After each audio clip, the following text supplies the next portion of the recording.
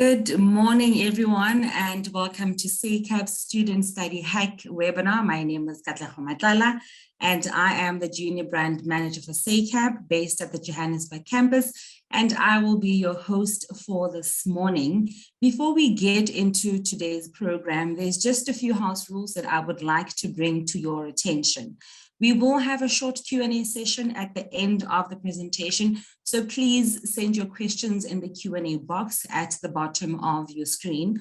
We are also aware that there continues to be high internet usage in the country, slowing down connection in some areas, and should you or any of my panelists get disconnected or cut off, please be advised that our session will be shared on our social media channels.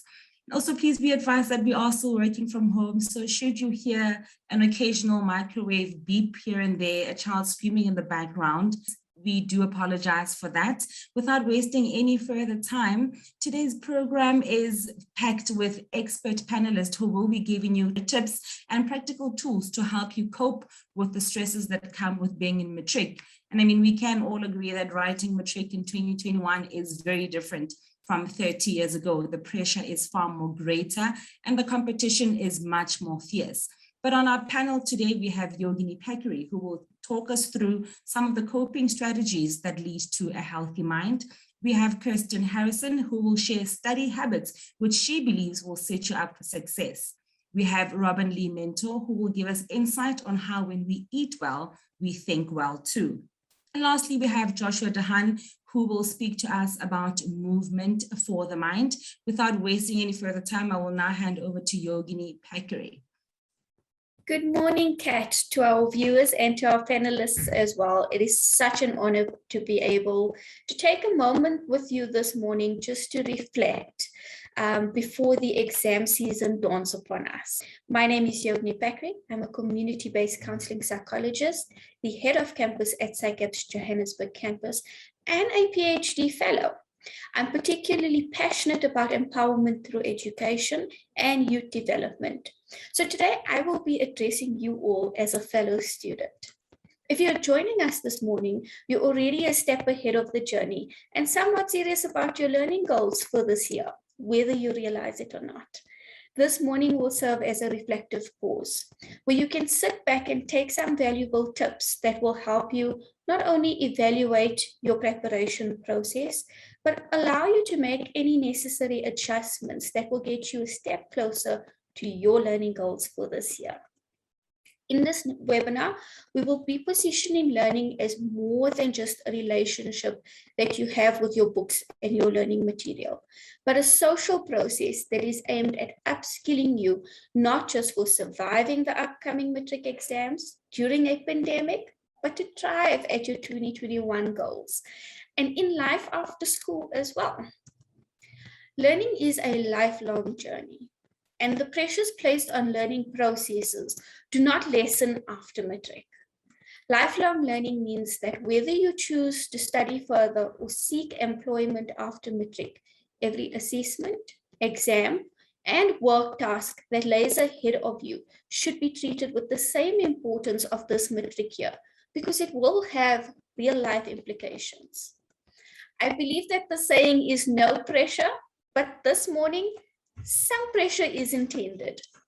Pressure is intended because you're probably already feeling the pressure, and today we will be helping you navigate that pressure to work in your favor.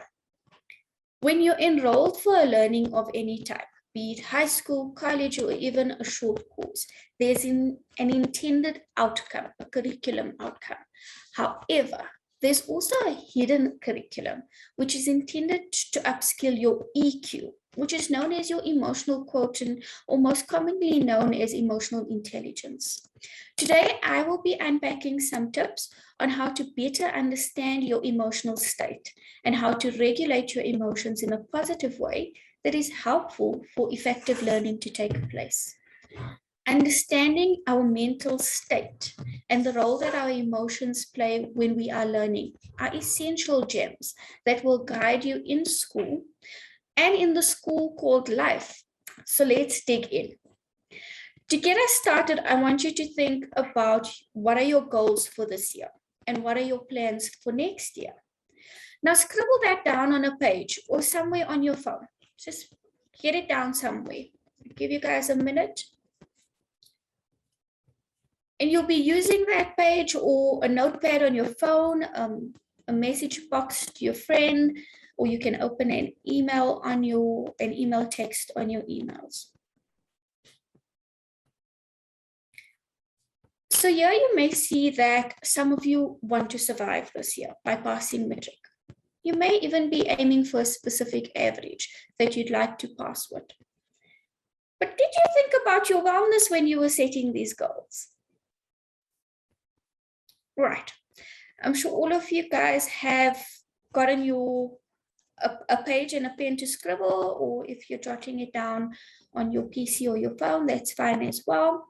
So as we move on, let's get into it. I've been a student for the past 14 years in my journey to becoming a psychologist and a PhD fellow. And I realized that the body, mind, and social balance is a critical aspect to living a fulfilling life. And what this means is that in order to learn better, I needed to take care of my well-being first. As a psychologist, my main working tool is my mind. So I need to take care of it every day, the same way a mechanic would need to take care of their tools. This means that I need to be purposeful about what I do every day that contributes to my self-care. Some days are relaxed and everything goes as planned, but other days are chaotic and just hectic. And studying your matric here during a pandemic is exceptionally chaotic on a psychological and emotional level. On a logistical level, classes may be rescheduled or disturbed or changed for whatever reason, and that can add to the sense of overwhelm and helplessness. But lucky for each of you, there's one thing that you can control in the midst of the chaos, and that is how you choose to respond.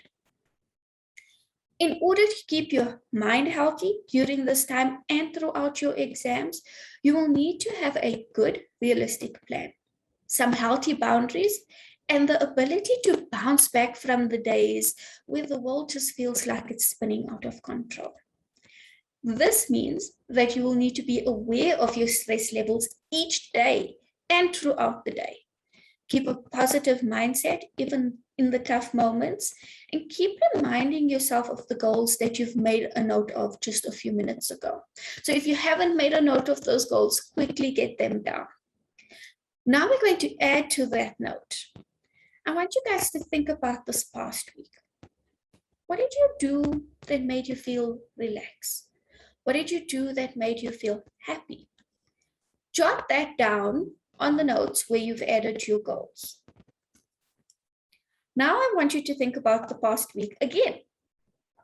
What made you feel worried, concerned, or stressed? Note the words that I have used. What have you done to feel relaxed and happy? But what has happened to you that made you feel stressed or worried? These words are intentional, and so are the actions that follow. Why? Because the power and the control to react lies within yourself. If you were stressed by not meeting a study goal for a specific day, you can reflect on whether that goal was realistic or whether you need to adjust your environment to better manage the stress or whatever stressed you out the day before. If you covered a section in class that completely confused you, you can spend more time chatting to your teacher, a classmate, rereading the textbook, or even using YouTube as a resource to improve your understanding of that concept. But what you must note here is that when you feel stressed out or overwhelmed, it's your body communicating with you. You need to listen to your gut and to your feels, because stress plays a very healthy communication role in our lives. It tells us how to react to regulate the feeling of stress. If you have any questions, please remember to pop them in the Q&A, and we will get to them at the end of the panelist discussions.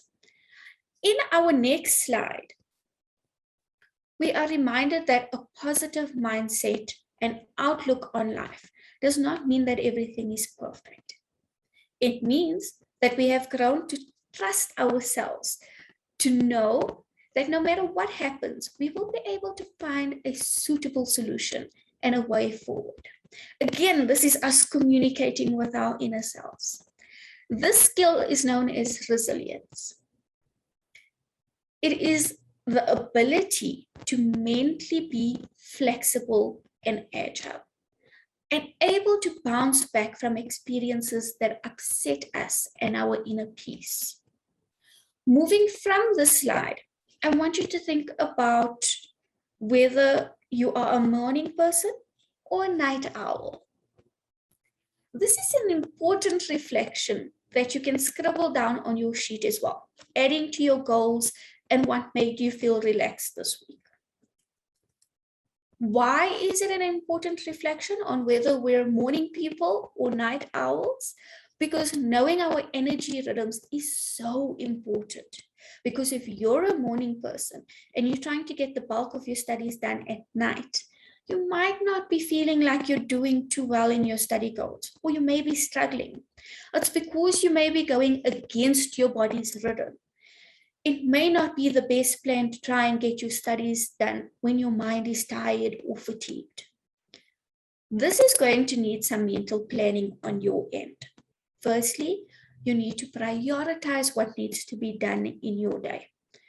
Compartmentalize each task in little blocks or compartments. This means have time for studying, time for attending class, taking breaks, eating healthy, having enough water, going for a stretch, dancing to your favorite mix, or catching that workout, not forgetting getting enough sleep and doing your chores. This helps your energy flow and helps you rest enough, so that when you're sitting down with your studies or in class, you are able to focus, knowing that you have a plan for everything else, but in its own time. The trick to stay focused on the task at hand is to engage mindfully. And as we see in the next slide, affirmations play a huge role in keeping us on track and keeping us mindful. It not only serves as a reminder, but provides an inner sense of emotional support and encouragement. This part needs us to be very real with ourselves. And just think about it. If your friend or someone in your family is having a rough day, we speak to them with compassion from a place of care and encouragement. We tell them that it will be okay. We even help them think of ways to get through the struggle. But when we're having a rough day, we don't always pay attention to how that voice inside of us is either building us up to succeed or sometimes being a little bit too harsh. And more than often, automatically it tends to be the latter. So let's start with the simple affirmation this morning. You have already survived 100% of the struggles that you have encountered in your life. Some may have been close calls, and others may have left you feeling defeated, but you have survived it. Secondly, you've made it this far. For the matriculants watching today, you did not magically get to matric. You worked for it. You earned that spot in your class. And for some, it may have been easier, but for others, it may have been a challenge. But you made it this far. Over the course of today, write down some affirmations to yourself. You can even write down a letter to yourself. So you can add some affirmations right now to the notes that you have already started. And you can write a letter of kindness to yourself, reminding yourself of what you have achieved and what you have overcome up until today. On the days that you feel like you are struggling or the struggle is getting to you, take your affirmations out or take out your letter and remind yourself of your inner strength. You may also choose to stick some morning affirmations on your bathroom mirror, which will help you start your mornings off on a positive note and end your day off on a note of gratitude. In between kicking off your morning on a positive note and ending off your day with gratitude, some smart goal planning and execution will be needed. In this next slide, I want to point out an old but reliable model. Later on, Kirsten will be unpacking SMART goals a little bit more. But for now, let's look at whether you are going about your day or your day plan in a SMART way. You have just 24 hours in a day. You need to get quite a lot done in that short space of time. This means that you should have a specific day plan in mind that directly helps you meet your goal. You might be holding it in mind. You might be using a desk calendar or even your phone calendar. If you subscribe to Gmail, you might be using your Google Calendar or an equivalent thereof. It is very important to be noting down the specifics of that to-do list for each day. You need to then have some way of measuring or tracking your goals. So if you do use a to-do list or a checklist, you need to specify what you want to achieve for the day and how long it will take you to spend on each task. And of course, prioritize your tasks so that you start with what is most important. The A in the SMART goal means attainable. Your goals should be attainable, which means that you should not allocate, for example, 2 hours to a task, which will take you 5 hours to do. This will leave you feeling disappointed at the end of the day if you were not able to fully complete that task, or if you did not get to other tasks because you overspent your time somewhere else. That takes us to the R, which means you need to remain realistic.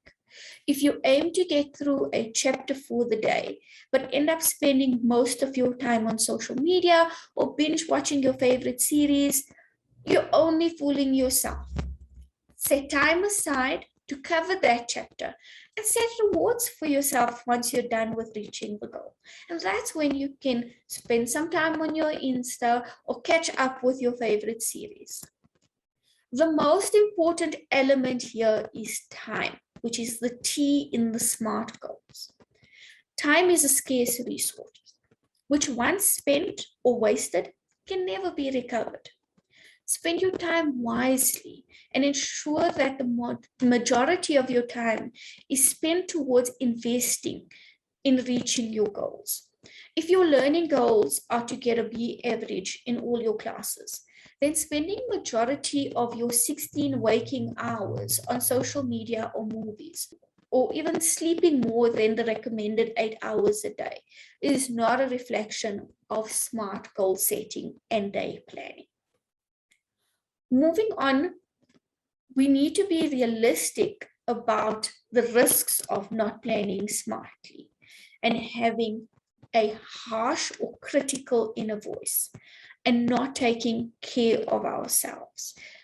The next slide, we look at some of the mental health care challenges that may arise if our self-care, our well-being is not prioritized and our planning execution is not effective. Here you will see some of the risks that you may be exposed to.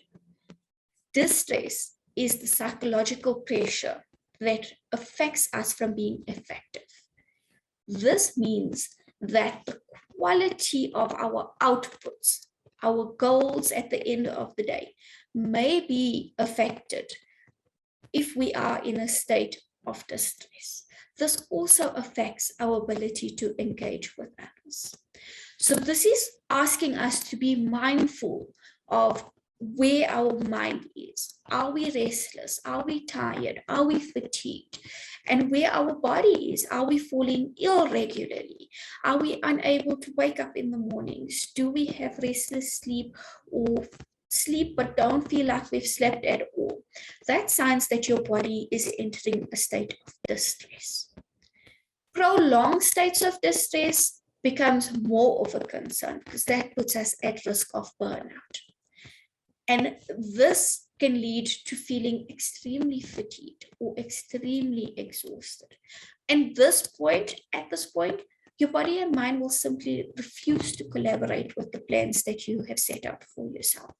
You will find yourself falling ill regularly when you are when you are approaching a state of burnout.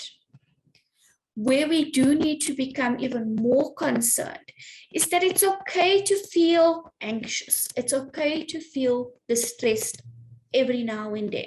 It's okay to have days that stress us out.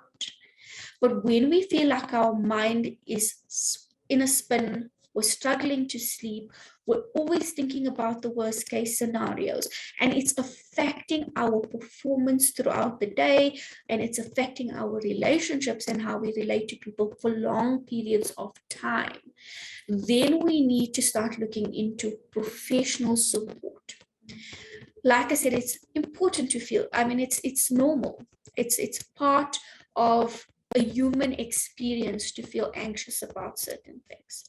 But when we are feeling anxious on a daily and the overwhelm is overtaking our lives and our ability to get through the day, then we may need to look into professional support for anxiety. Along with anxiety, as we can see on the following slides, are risks of depression. So it's okay again to feel down every now and then, to have a down day, to feel like today just didn't go our way. But there's a big difference from having a down day every now and then to struggling with depression. And that is when, again, for prolonged periods of time, we are in a state of sadness. We are feeling down. Our body is not just naturally responding to something that happened today and that made me feel sad and it made me feel down.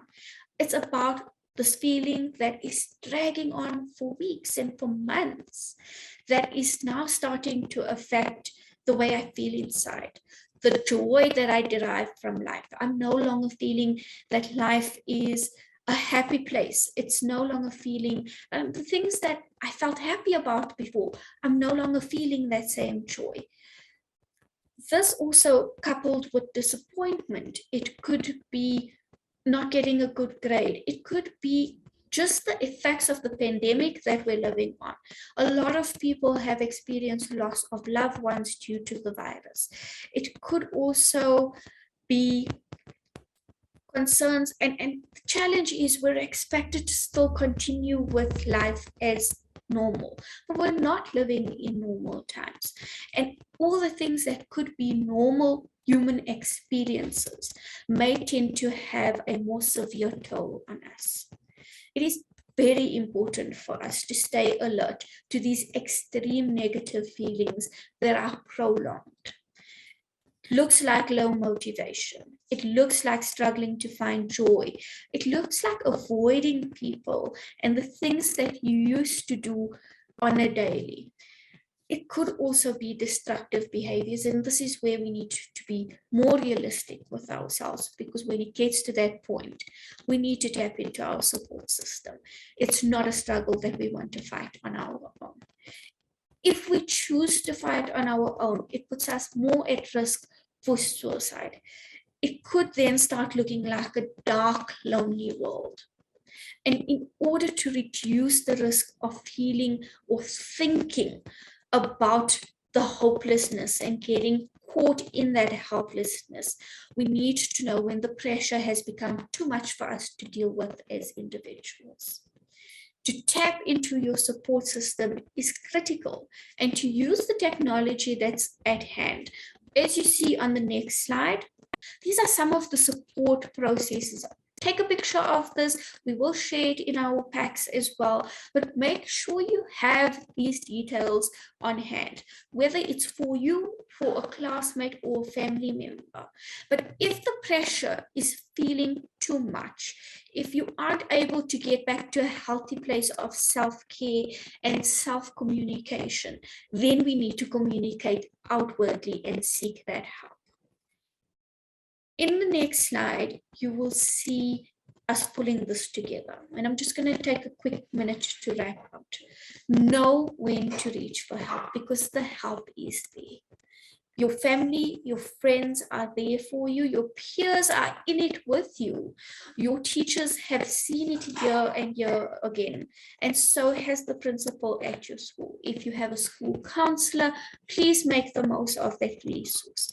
Remember to engage with yourself from a place of kindness as you go through this exam period, and to also be very honest and accountable to what you're putting into this journey in terms of your expectations of what you would like to get out of it.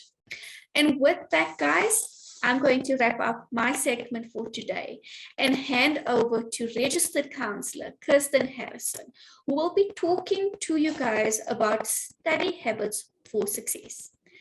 Kirsten, all yours. Morning to everyone on this very chilly morning. I'm sure some of you are joining us from in bed. I definitely wouldn't blame you. Yeah, I think just looking at where we are right now, studying during a pandemic, I'm sure that when each and every single one of you started high school, not one of you could have predicted that you would be completing your matric during a global pandemic. Despite us being in this situation for 18 plus months, we can't neglect the way that it has impacted and still continues to impact our lives. Despite these uncertain times, we need to continue to progress with important events, which includes completing high school. You may be wondering how you can still achieve the results you want and maintain your sanity. And I'm hoping the following information will help at least one of those aspects, if not both. So moving on to the next slide, we will start unpacking the learning styles. So I found it quite helpful to try and see which learning style resonates with you the most, and to be mindful that we can have aspects of all of these different learning styles that resonate with us, but generally there'll be one that's a little bit more dominant. And it doesn't mean that this is set in stone, that if you are, for example, a visual learner now, that's the way that it'll be for the duration of your life. These things can change. We are changing and growing, as the years go on. So very important that we see these learning styles as added information to help the studying process and not necessarily something to fixate on. But yeah, there's 6 of them that I'll just briefly mention. And I suppose for all of our attendees to just think about which one resonates with them. And I think at this stage, if you're sitting there and you're sort of thinking, well, I actually have no idea, that's perfectly fine. It's a trial and error process for a large portion of time where we need to find what works best for us. And sometimes we can try one approach and it doesn't work. That's okay. We need to try something different. So don't become discouraged if you feel that you would resonate with one style the most. You try it out, it doesn't work, and then you sort of say, well, this isn't for me. So yeah, just be mindful of that. So the first one to mention is the visual learner. So these are learners that prefer learning by observing things. So using pictures, images, diagrams, mind maps, these are perfect aspects for visual learners to be mindful of, being able to actually visualize the way that the information comes together. And then we have the auditory learner, where these learners are very good listeners.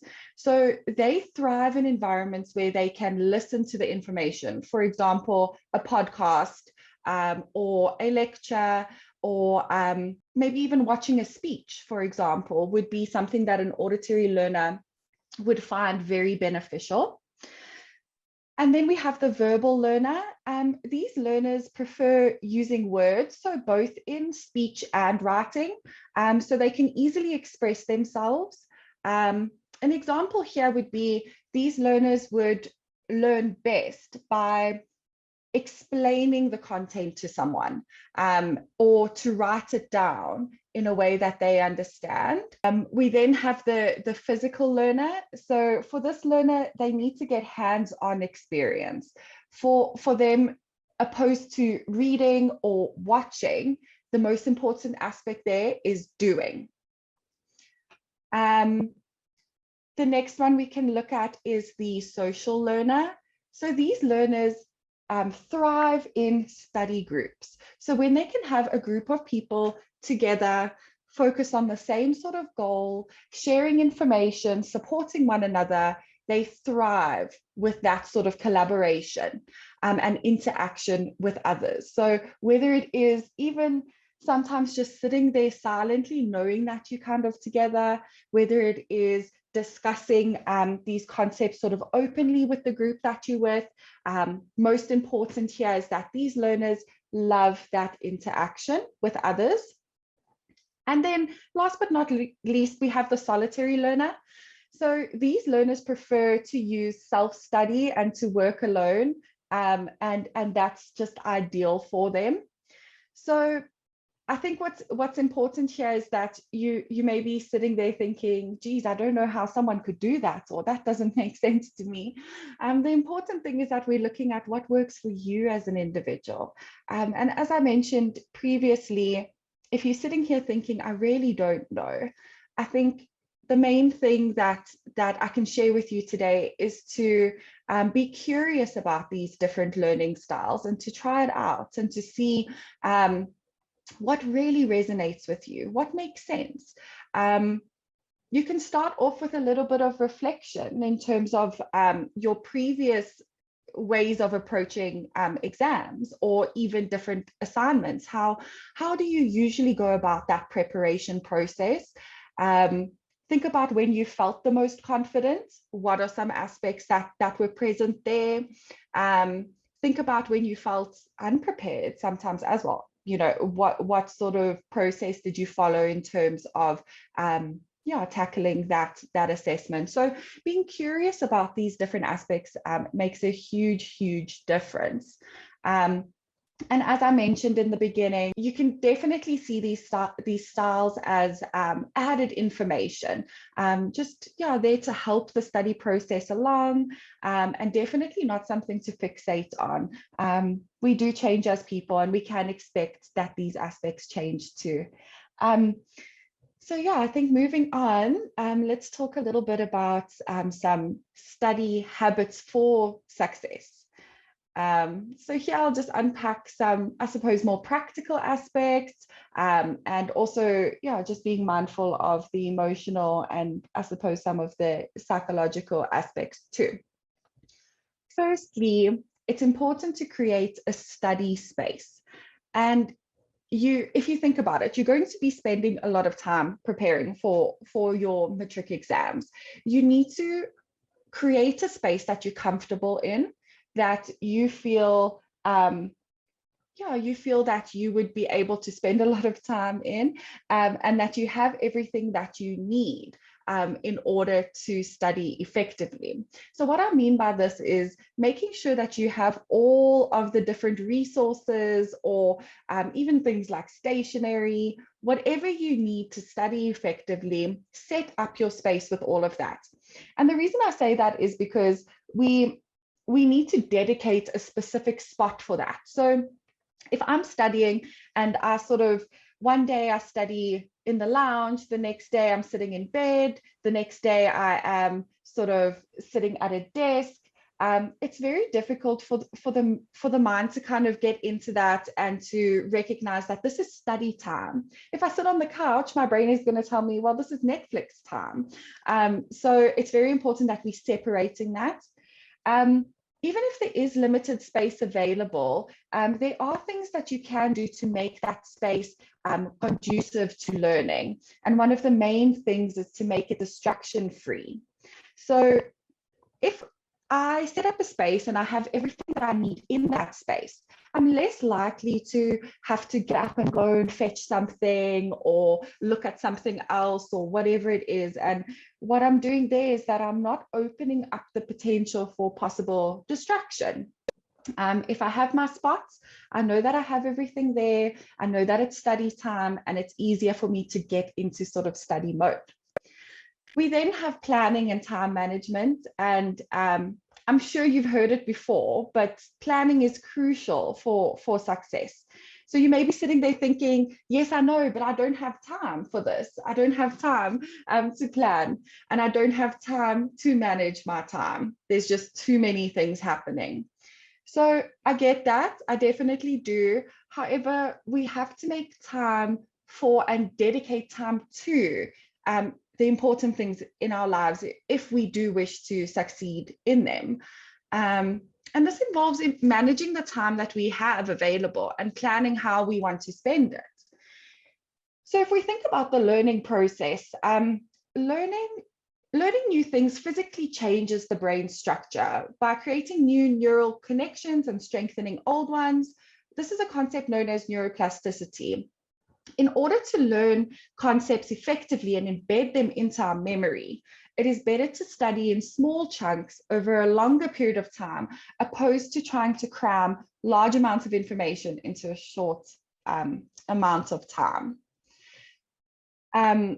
The next aspect I'll speak into is the goals. And we heard a little bit earlier from Jogini about the SMART goals approach. And it may be something you're familiar with, or it may be something that you can do a little bit of research on after this webinar. But that is a tried and tested approach that is really helpful to set goals that help you succeed. Realistically speaking, if we have unrealistic expectations of ourselves, we're not even giving ourselves an opportunity to succeed. So we're setting ourselves up for failure. If we don't go through a strategic process of setting our goals, it's so difficult to even reach them, or to even know when we've reached them. An example would be, let's say you have 8 hours free in a day, and you may be sitting there thinking, okay, great, I have 8 hours free. I can use 7 for studying and have a 1 hour break. So does this seem doable? Maybe on paper, but realistically, spending 7 hours studying may not necessarily mean effective studying. So we need to be mindful of that too, especially when you are setting up your preparations for your exam. So if you leave this process too late, you may find yourself saying, well, I can study for 11 hours a day, or I'm sure I can just push myself and do it. But is that going to lead to effective learning? Probably not. The next aspect I want to speak into is focusing on your motivation. So it can be easy to get lost in the world of textbooks and kind of forget that things exist outside of them, and that one day exams are actually going to be over. Think about what your motivation is. Is there a course that you want to do next year that requires a certain grade? Do you want to improve your grades? Are you looking forward to the time off after exams? There will always be something for each and every single one of us. Be mindful that your motivation levels may fluctuate. That's also perfectly fine. Just be aware of them, and also be wary of not comparing them to others. Next one is self-care. So yeah, I suppose just echoing a lot of the points that Jogini mentioned too, the importance of looking after yourself during this process and being mindful of what it is that you need to recharge. Make sure that you are allocating time to do things that are not specifically related to the studies. So your hobbies, interests, taking a break, whatever it is, those things, it's easy to want to push them to the side to have more time for the studies, but realistically, you are going to end up exhausted and find it difficult to even approach the exams when they do arrive. So I suppose on a daily basis, making sure that you are sleeping enough, eating regular meals, and drinking water. We'll hear quite a bit about this from our next speaker, Robyn. So with that being said, I want to talk a little bit about some of the learning approaches. There are a lot out there. I will start off with that. There are definitely a lot out there. But again, just like the learning styles, you need to find what works for you as an individual. Again, we are looking at a trial and error process. we are looking at being curious about the process and seeing what works for us, and also being mindful of not being discouraged when something does not work out the way that we want it to. So the first one for me to just mention is interval studying. So this is based on the idea that when you are first exposed to a concept, you'll learn 80% of that content if you revise it in the 24 hours following your first exposure to it. So there we have a very specific time frame that we're working with. And what's crucial there is that if we are going with this method and we're not adhering to the time frame, we can end up having to relearn the concepts sort of from start again. Whereas if we are looking at that 24-hour period afterwards, the information is still very fresh in our minds and we are able to revise it. So it helps you understand the content opposed to trying to cram as much information as possible into your memory. So very important there, we're looking at sort of understanding opposed to just memorizing when we are going with the interval studying approach. The next one to look at is quite an interesting one, and that's the Feynman method. And again, here we're looking at actually learning the content, understanding it. And the whole idea with this method is that you need to explain the concept that you wish to learn as if you were explaining it to a 5-year-old. So you may be sitting there thinking, well, that's not going to help me with my exams. I have to write the information as if I'm a matric. But if we are able to take the information and unpack it in a way that is easy to understand, it is a lot easier for us to retain that and fully understand what that concept means, opposed to trying to retain or memorize a direct definition. Another option that you can sort of look at is quizzing yourself. So this is quizzing yourself with practice questions. It's quite helpful because it helps your brain in integrating the information in relation to how it may be asked. So a concept, I suppose, that's linked to quizzing yourself would be something like doing past papers or past exams with practice questions. It can be quite helpful to do that. The next one to be mindful of is active recall. So what's important here is that studying is not simply reading. You can spend hours reading and not retain anything if you aren't using techniques to strengthen your memory. So if I spend 6 hours reading a paragraph, it doesn't mean that I'm going to be an expert in that paragraph. It just means I spent 6 hours reading a paragraph. There's a big difference between just reading and actually studying. So with active recall, we're looking at reciting information without having it in front of you.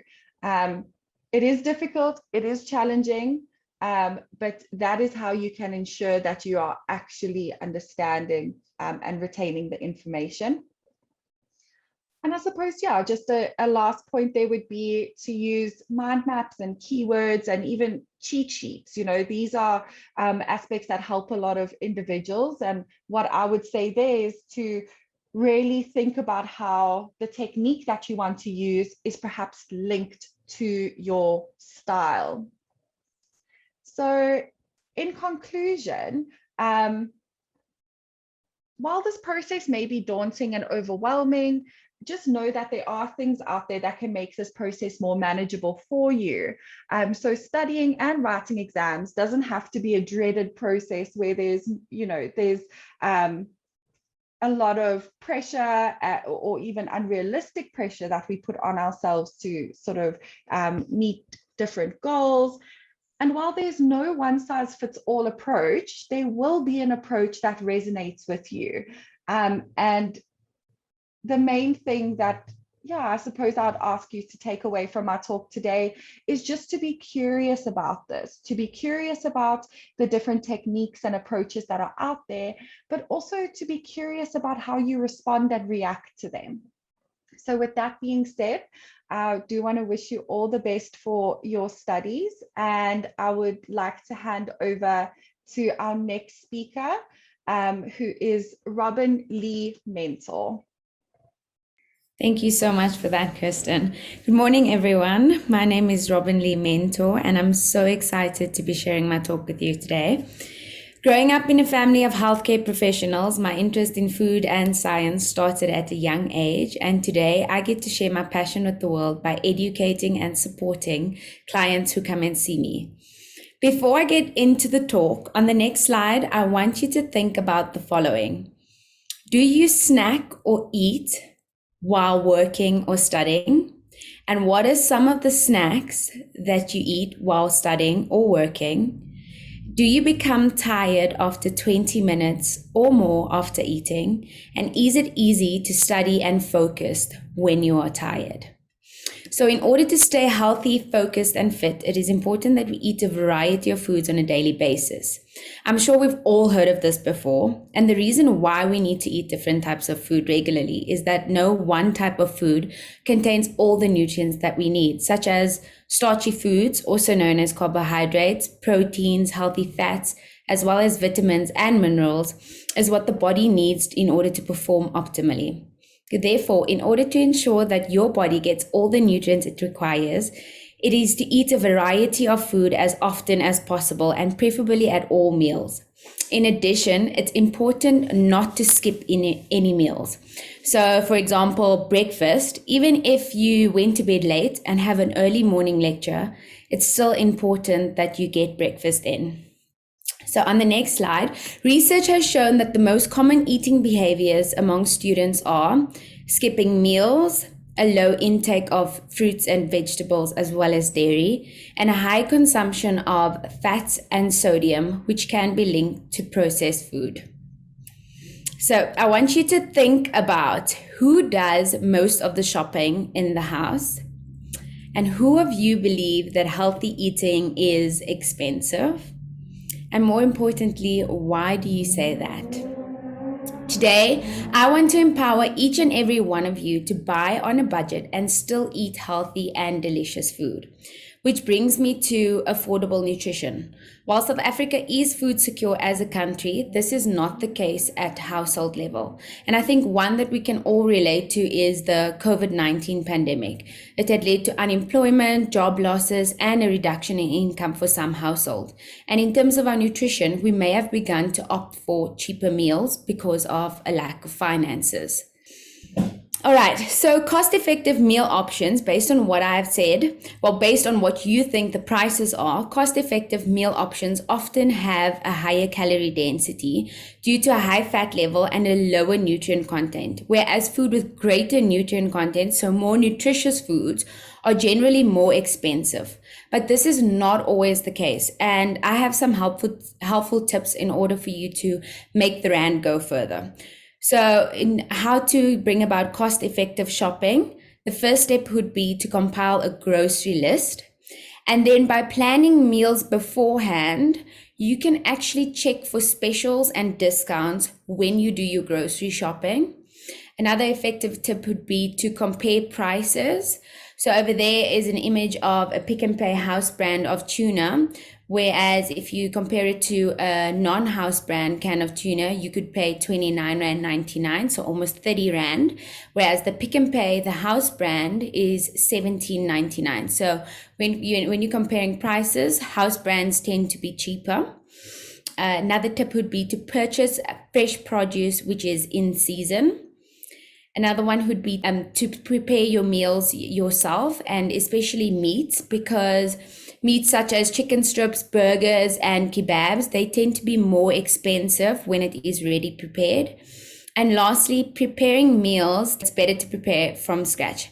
And then on the next slide, in terms of planning your meals, so it's better to pack your meals to classes in order to prevent you from ordering food or takeout. And this saves money, time, and calories. And then with leftovers, you can freeze leftovers and they can be recreated into another meal, which again is cost saving as well as reducing waste. So on the next slide is simple healthy meals, and where one eats, who cooks it, and how much is consumed are patterns of behavior and choice. So there is no stereotypic adult lifestyle. And I think for today's students, there are multiple influences in our behavior and knowledge on nutrition. So such as social media, and I think that's one that we can all relate to. Social media often leads us asking many questions in terms of nutrition, such as what is healthy and what is unhealthy eating? Should I gain weight or should I lose weight? Should I be buying more organic or locally grown food? Should I be trying a juice cleanse or a detox? And therefore, when we look at nutrition on social media, we have to look at the source, the appeal of the message, the scientific value, as well as if it's evidence-based information. Now, healthy eating is not as complicated as it may seem to be. Simply put, there are 5 food groups. On the next slide, it is carbohydrates, protein, fats, dairy, fruits, and vegetables. Each category, has different nutritional benefits. Carbohydrates are our body's preferred source of energy, as well as our brain. Our brain prefers carbohydrates. Proteins are also important for our brain, our neurological system, our muscle, skin, and hair. Our fats are responsible for insulation, vitamin absorption, and hormone production. Dairy are our best sources of calcium, but they also supply protein and vitamins A and D if it is fortified. And then fruits and vegetables are excellent sources of vitamins and minerals, which boost our immune system. They aid in growth, development, and help our cells and organs perform optimally. So, how do we incorporate each of these food categories into our everyday life? A simple way of doing it is using this My Plate model, and it depicts how the 5 food groups can be incorporated into a meal. Simply put, you can choose from a list of affordable foods in each category and see how they can be assembled into a meal. So, for example, you could use pasta as a grain, you could use chickpeas as a protein, broccoli as a vegetable, and then you could use a yogurt as dairy, and then some fruits on the side, such as strawberries or apple as a snack. And that's how you can use this My Plate model to assemble different types of meals. So thank you so much. Remember to reach out to your nearest dietitian for an individualized meal plan in order to help you and guide you towards healthy eating. And I'm now going to hand over to Joshua, who is going to be talking about movement for the mind. Thank you very much, Robyn. My name is Joshua Hahn. I'm a registered biokineticist, and I'm going to be talking about movement for the mind. So we know exercise is beneficial for the body, right? But what about the brain? So we know exercise is great for the body, and we have years of research to support this claim. Right? We know that exercise has a positive effect on cholesterol, metabolism, blood pressure, visceral fat, which is the fat around the organs, weight, circulation, immune system, and cardiovascular health. Right? But what about the brain? So firstly, let's look at the trend of physical activity in adolescence. Right? So in 2018, 81% of adolescents between the age of 11 and 17 were not fulfilling the daily recommendations for exercise. Right? This is 60 minutes of moderate to vigorous intensity physical activity, obviously per day. These numbers appear with age, right, from childhood into adolescence, with a sharp decrease seen between the age of 9 and 15. However, another trend appears, which is that more active children and adolescents tend to remain active as they move into childhood. So being active as a kid translates through to adulthood. Okay, so with so many options, which is quote unquote the best? Aerobic exercise seems to be quite important. Aerobic exercise stimulates the heart, right? So cardiovascular conditioning, in order to increase the amount of oxygenated blood that travels throughout the body. In terms of the benefits of aerobic exercise on the body, they include things like improved oxygen transport to the cells, reduce the risk of cardiovascular disease, reverse and or improve type 2 diabetes, and help in the fight of some types of cancer. Okay, so let's look at the brain on exercise. Majority of studies discover a link between physical activity and school performance. There's a positive correlation between the two, more specifically with reading and mathematics in adolescence. So let's get a little bit more specific and we'll look at the brain on aerobic exercise. A number of studies have begun to link aerobic exercise with cognitive abilities such as attention, planning, problem solving, working memory, and inhibitory control. Right? All very important with studies, with schooling, with education as a whole. Okay, so I just want to look at some studies and we'll look at basically the conclusions that they've drawn. So the year that's in the bracket is the year of the study, right? So the first one, aerobic exercise is associated with faster reaction times and better inhibitory control.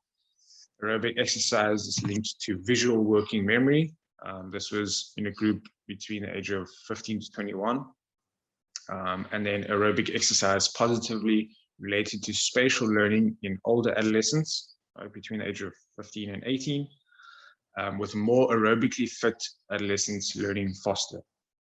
Then that last one, regular exercising males and females, average age of 16, formed better in spatial associative learning tasks, inhibition tests, and cognitive flexibility tasks. So the task here was basically, they got a box of cards, right? It had colors, shapes, a number of shapes, and they were basically left to their own devices, and how they sorted it was basically the test. Okay, so besides benefits in performance, aerobic fitness spares age-related loss of brain tissue during aging. So very beneficial, obviously, for as you're getting older, past adolescence into the older years. Okay, so great. Aerobic exercise is beneficial, right? And we can see that, but what about the intensity? So in a 2014 study, results showed that individuals who underwent physical activity education at a higher intensity improved their cognitive performance in all areas of testing, which was both verbal testing and non-verbal testing. So it seems that high intensity aerobic exercise has a greater benefit in academic performance and various cognitive processes. So we'll move on and we'll look at the structure and function and how aerobic exercise relates to this. Right, so studies have shown that higher aerobic fitness correlates with cortical, subcortical, and white matter structural connectivity profiles in older adolescents, right? So that is basically the typical perspective of the brain that we see, and then the parts inside, which will be your subcortical. Okay, so these studies have linked brain structure to cognitive performance. Data suggests a few things. Number one, exercise may influence how the brain encodes memories. Number two, lower fit teens may need to use additional brain resources to learn something new. And the last one, lower fit teens have poor efficiency in using their neurocognitive and attentional resources to meet task demands. Then fitter individuals are capable of allocating greater attentional resources towards the environment and are able to process information a lot quicker. Okay, then fMRI, which is functional magnetic resonance imaging, and EEG, electroencephalogram, right? Those are just methods of testing. They suggest that having a more physical or physically active lifestyle in adolescence may be linked with greater brain efficacy when performing goal-directed tasks such as inhibitory control and learning association. Yeah, so there definitely seems to be a relationship between regular exercise, brain structure and function, and cognition during adolescence. There's a need for more research. However, studies suggest aerobic exercise and physical fitness may be important factors for the developing teen brain. Okay, then we will get a little bit practical. So a number of activities can be considered aerobic exercise, right? Such as running, swimming, cycling, soccer, rugby, basketball, tennis, and rowing, to name a few. These are obviously typical sports that we'll come across. On the other hand, for those who do not play sport or have access to certain facilities to train, activities such as high intensity interval training that can be done at home or at your local park is a great option. You can find different workouts online that are considered high intensity interval training. Then alternative options could be to incorporate running on the spot, jumping jacks, jump squats, or skipping throughout your day. These can be done literally anywhere and anytime. So yeah, that's all from me. I'd like to thank you guys and hand back to Kat. Thank you so much to our panelists for all that insightful information. And we do certainly hope that some of the tips and strategies shared in this session will help ease the stress and help you better manage your. We would like to thank you all so much and wish you a safe journey and keep well and enjoy the rest of your Saturday.